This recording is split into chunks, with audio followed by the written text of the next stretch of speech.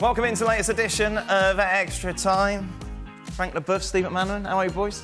Very well. It's always nice to see you, mate. Wait, we had a lovely time last night, didn't we? Lovely time last night. Showing me the sights of West Hartford, that was always nice of you. As a French guy, I feel very good today on the 4th of July. Oh, yes. How are you doing, guys? Yeah, very good. I'm an American citizen now, oh, so it's fine. You're a double agent now. Exactly, I can celebrate Independence Day. Double agent. We did the pub quiz yesterday, and all the questions were about America. Yeah. It's like, can we have something? Yeah, I had one question about America. Or American cheese. I mean, what type of pub quiz American is that? music. Oh. How miserable was the man who Oh, my word. What an He did not quiz. enjoy his life. Is this the golden generation of ESPN Extra Time punditry? Yeah, golden generation, LeBoeuf, Macca. Without, no, Stevie and Craig are not here, are they?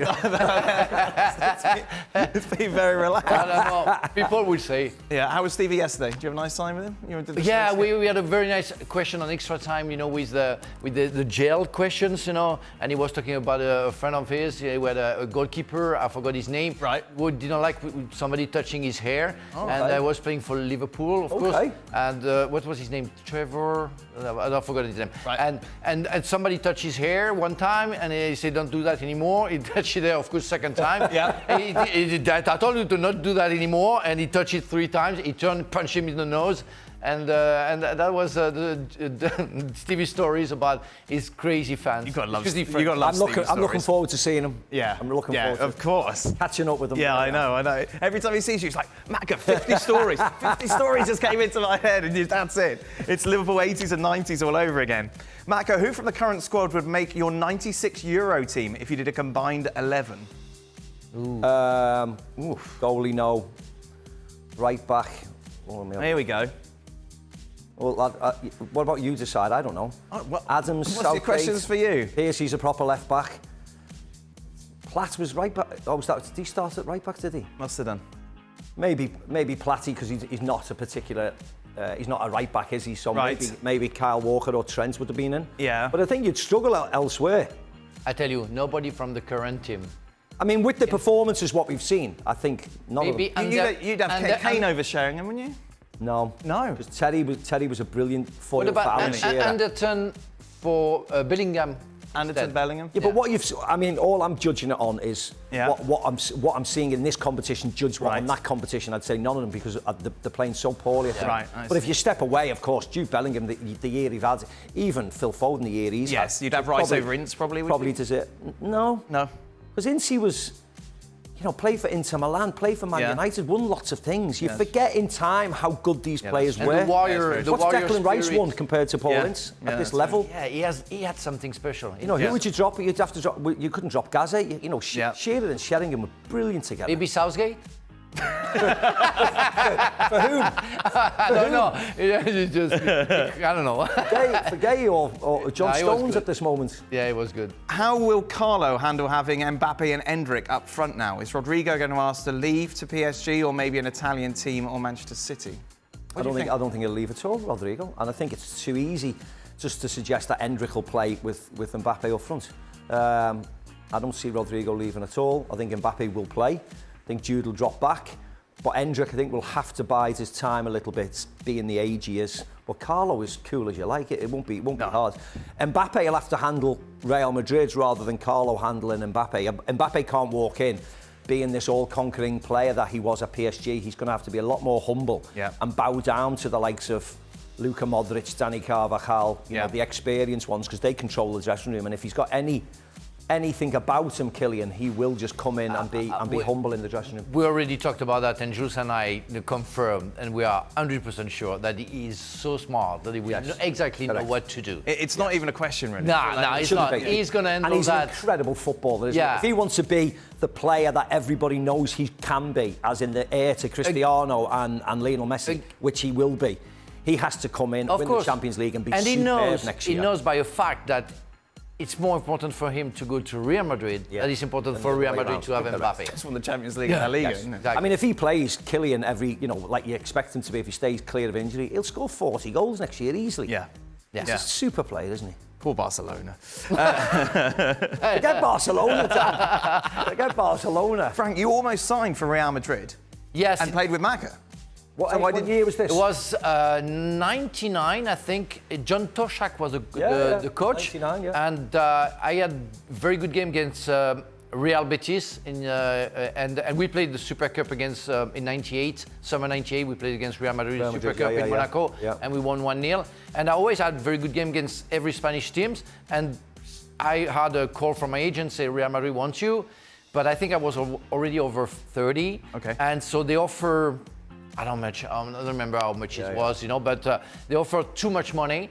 And I was at Chelsea, I was pleased at Chelsea. And I thought I would stay forever until we had some problems. But and in fact, they wanted me to play with Hierro, which I thought it wouldn't be a very good duo because we were kind of the same players, not very strong defensively, better with the ball, but they wanted me to get Sanchez out.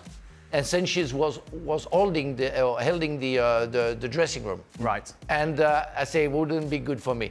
And John Toshak was sacked 3 months after. Yeah. So that happened anyway. Sanchez retired. Yeah. And we brought in Ivan Elguera. Yeah, maybe. But I would have loved to play at Santiago Bernabeu, but I don't know if it would have worked anyway. For the boys, the dream final for a lot of us is France against England. Have either of you played in that tie before? If so, any memories that stand out? You ever played against France? You know what? I can't even remember. I played. I was involved in 3 games in England. We had before the World Cup, the year before in Montpellier, we played against England, and I think we lost 1-0. But I didn't play. I was on the bench. And what year was that? 97. I remember. I was in the school. Oh, well, I was playing for England then, so maybe. Gano Hodel say you don't play. How come? You're the only guy who play for France. You don't play. We in England and you don't play. So well, whatever. And we played straight after the World Cup. The first game that we played after winning the World Cup was the second game was at Wembley. Right. And we won 2-0. Anelka scored 2 goals, and that was a big game. And we played at the Stade de France. We drew 1-1, I think.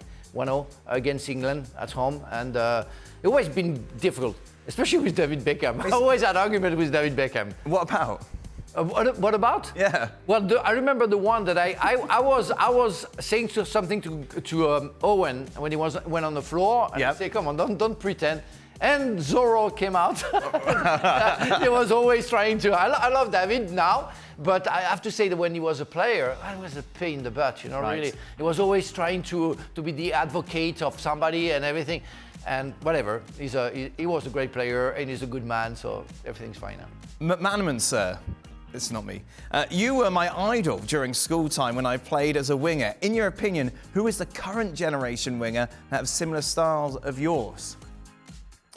Well, there's certainly not many in the Premier League, but looking at the Euros, for instance, which are on at the moment, you know, anybody who likes to get the ball and attack people, that's what I like watching. And, you know, I wouldn't say Musiala was like me or Nico Williams or, you know, Lamine Yamal. I just like the way they play. My thought was always to try and isolate the full-back, whether it's the left-back or the right-back, make it a contest 1 against 1 and get at them as quick as possible. So that's what I like seeing, you know, these wingers at this moment. Do you feel? I feel like we see that less.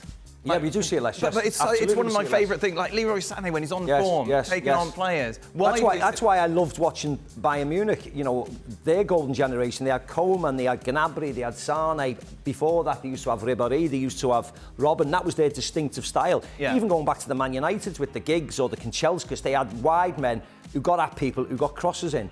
And what about Diaz? Yes, but he's had the last 3 or 4 months were good, but a lot of the time he plays on the left and likes to come in onto the right. You see, he doesn't want to go round the side.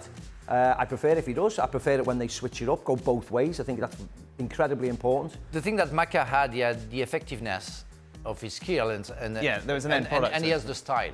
I always say that watching him was a real pleasure because you had everything. You know, it's not because he's next to me, but I already said it.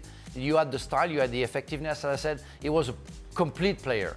You could pay a ticket to see Maka playing. Yeah. For me, that was different. That's the most important thing, mate, isn't it, I think. You know, in all the teams he's been in, you need players and you need a style of football that is on the eye entertaining. Yes. That's what it's all about. You can't win 1-0, turgid 1-0 affairs, boring, defensive 1-0, we won again, and just come out. You have to, playing for Liverpool, playing for the teams he's played for, playing for Real Madrid, you have to be entertaining. You have to entertain the crowd. Otherwise, forget about it. We talked about England players playing within their shell. When you say when to take on a defender one-on-one and you lost the ball and then lost it again, does it get into your head at all? Do you? Yes, and that's happened, but you have to demand the ball again and be brave and do it again. Yeah. But of course, you always came up against really good defenders who would have the better of you on any given day. But then when you went and played them again, the home or away or the following year, it was you had to go and beat them and do it again. Otherwise, you might as well not be playing. If you don't want the ball because you're in fear of the defender who's taken you or challenged you 3 or 4 times and has kicked you, what's the point of playing football? Is it funny for you looking at the press and the coverage that this England team are getting and then are complaining about the coverage they're getting compared to the coverage that you guys had back in the day, obviously, Well, with Gaza and the dentist chair and everything like that? Yeah, it was shorter back in our day. There was less media outlets, but it was more brutal. Yes. Whereas now, of course, any Tom, Dick and Harry can go on social media and say any old gobbledygook. That's why I don't get involved with social media in that respect. You've got people who've never kicked a ball just having an opinion on these players. So I think it's a lot more diluted now. It doesn't really have the same substance that it did when. So Maka, before you were in '96. Before you and they went out before the tournament and they were pictured like drinking and Gaz was in the dentist chair, which where he was taking shots. Oh, surprising! And like it was basically you've let us down. That was it. How dare you do this to this country? Yes. And then obviously Euro '96 happened. But that must have been a really strange place to be in. Yeah, it's because there was if you knew the full story about it, we'd been in China and Hong Kong and we hadn't been out, and it was a private party for us. Right. And so if you knew all the facts, you knew that it was a harmless bit of fun, really. Of course, some of the pictures that were taken, I think, by some of the staff and sold on were not particularly impressive. But if you knew the full context of the whole trip in itself, you wouldn't have got the headlines that you would have got when it happened. But to see yourself on the front page and the back page of the newspapers, when newspapers were incredibly popular back then, was not nice at all. Especially when you were demonised, basically. Well, yes, of course, Especially when a lot of the story was. I was like, look at that McManaman letting me down. Well, 15. But also there was also the follow on from the dentist chair. Funny enough, was. My seat on the plane coming home was destroyed, and I never destroyed it, of course. Somebody else did, and that was in the papers as well, saying that I destroyed it and Robbie. Really? Yeah. And that's if they would have asked me, I could have told them. Yeah. And that story clearly was not true about me. But once it's out there, that's it. But once it's there, correct. Everybody thinks you're like some thug, really. When of course I'm not. No, Stephen, you are not. Would Stevie give up his 2 Champions Leagues if it meant he won the league with Liverpool? No. Why not? Because the Champions League is now, arguably the most famous competition. You get judged now on the Champions League. I won 2 leagues with Real Madrid. But actually, they pale into significance when you talk about the Champions League. Yeah. You're remembered for the Champions League. Whether that's right or wrong is another debate. But the Champions League is what you define with, and I think when you speak to Liverpool fans, or certainly when you speak to Real Madrid fans who have won the Champions League, where they still remember the Champions League far more fondly than leagues. Yeah. When they've won it 30 times, they're not interested in it, but they go on and on and on about the 14 Champions League, and we need to get to the 15 Champions League, as we all know. So that defines you really when you play for these particular teams. How close were Liverpool back in the day when you were with? They were very close. Was it United? They were very close, yeah, very close. But back in the day, as you said, you had to win the league to play in the Champions League. Now, 25 teams can play in the Champions League now in knockout phases and all that nonsense. So it's a completely different. That is. I could have won more things with Liverpool if we would have got the opportunity to play in the Champions League every year. You never know. What about the Champions Leagues for the Euros? Euro '96. Well, it's completely different, and it's winning it for you. When you talk about 1966 and we haven't won a trophy, then it probably is more important playing and winning something for your country, because the players were absolutely idolised, weren't they? And it's just been too long. But that's not the question. So stop making up questions. We know what questions coming tomorrow. He's a fan. He's a fan. He wants to know. A punter. That's what it is. That's what Burley calls me, a punter. Frank, will you be attending Dan's barbecue? Dan, please take another picture of Frank's fit at the barbecue. We're not actually having a barbecue tonight. You don't? No, I don't think so, no. No? And the weather's been awful, hasn't it? It's been... Well, it's raining. It's for sure. It's raining. Yeah, it's raining on top of it. Me and Frank will go out tonight. Yeah, you're going to watch Argentina, Ecuador. We're going to watch Argentina. We have to work, and I'm surprised you don't have the shorts question, because every time we have a question about Dan I would have. I had shorts on last night. You had shorts on last night. I wasn't happy about it. I wasn't happy. You No, can't wear. if you're going out, look like you're going out. You can't wear shorts and flip-flops. Everybody you have to get dressed. Everybody who has received a little bit of an indication, they know that they don't go with shorts in a fancy restaurant. You can go to a barbecue with shorts. It wasn't a fancy. We went to the pub for a terrible pub quiz, and then we went to a place underground to play pool. Yeah, but it wasn't like we were going anywhere posh. Still have to have the style. Yeah, you have to make an effort. That is it then. We will be back tomorrow to reflect on those two cracking games. Of course, Spain against Germany, Portugal taking on France. Be sure to join us.